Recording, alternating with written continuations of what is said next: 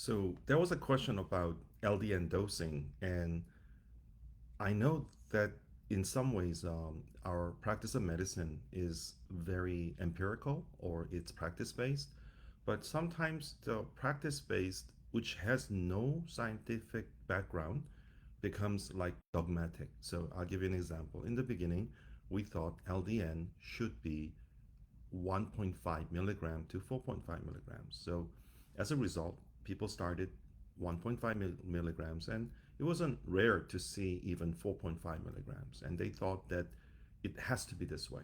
Well, what I've noticed is that depending on the person's endorphin reserve, and you can kind of guesstimate by asking questions of functionality. If the person has high functionality, then the endorphin reserve is probably decent. If the person doesn't have high functionality, their endorphin reserve is probably not as good. And then you ask them how they sleep, are they in pain? All those will go into guesstimation of endorphin reserve.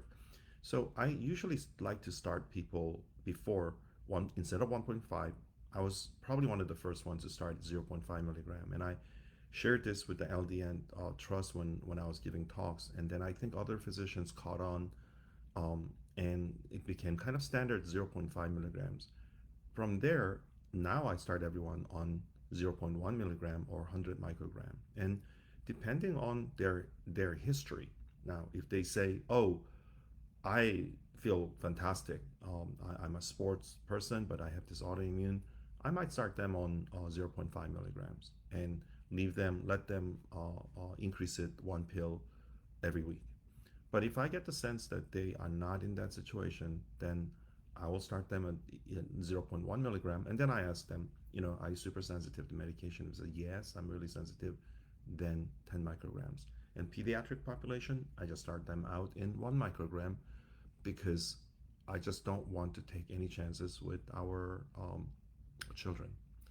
So there was a question that asked, what should this person do?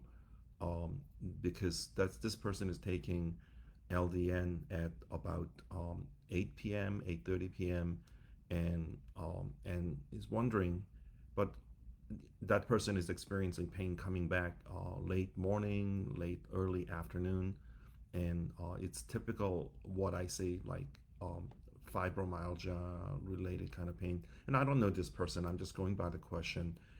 The person says that it feels like flu, body aches with burning heat in the muscle. So the person's wondering, what should I do? And in my practice, I'm not telling this person what to do, but in my practice, if someone said this history, what I would say is this way: take it 2 times a day. Take it at night and then take it in the morning. I think that LDN, I don't know what dose this person is taking. So but if the dose does not exceed 4.5 milligrams, take it 2 times a day. If otherwise, ask your that doctor who's prescribing LDN if it's okay for you to take it 2 times a day.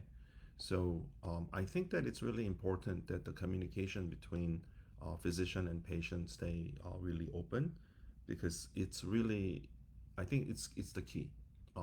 It's key to us doing really well. It's key to patients doing really well, and I call it engagement and outcome. So in my practice, I have a telemedicine practice that covers um, Texas, Georgia, Florida, and soon it'll cover Illinois and Missouri as well, and perhaps Iowa.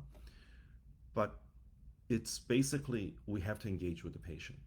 And the outcome, I think, is somewhat dependent on the relationship of physician patient.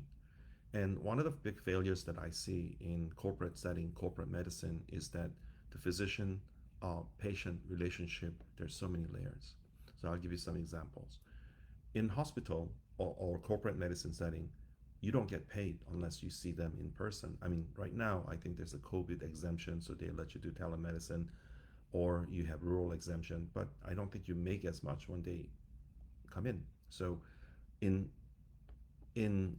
direct care or membership-based care or cash care, it doesn't really matter. it's between two people. And I think that healthcare works best between two people rather than go through a system. So, in this case, I would recommend the person to talk to their doctor, talk to their physician, and find out what, if it's okay to take it um, 2 times a day. And if you're a physician or non-physician provider, you can reach out to me. I'm happy to connect with a fellow provider and give my opinion on my expertise on LDN, which I developed over 2 decades.